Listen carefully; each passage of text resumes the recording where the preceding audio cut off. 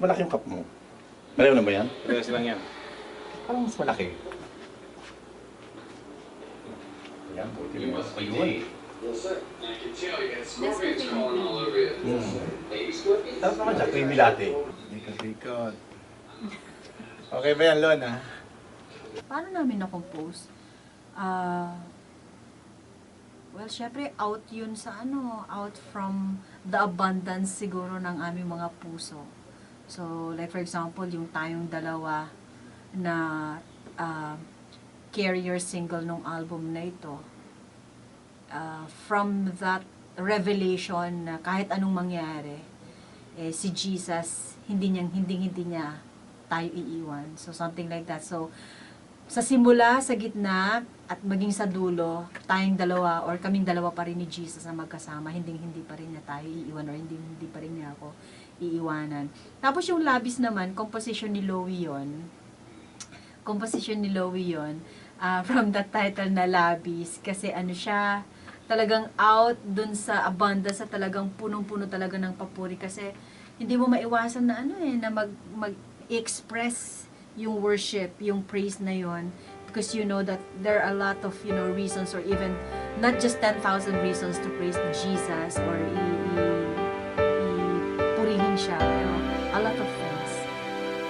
Sa iyong ginawa, ako ay namangha, ikaw ay bumaba, pinasan mo sa krus, pag-ibig mo'y binuhos, at ako ay tinubos. Labis ang papuri ko sa'yo'y hanggang langit. Aking aawitin, walang hanggang mong pag-ibig.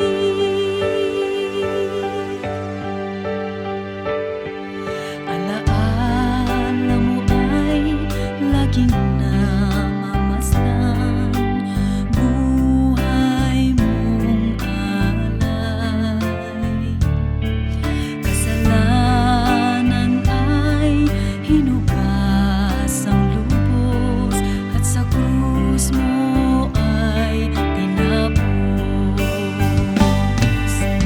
Labis ang papuri ko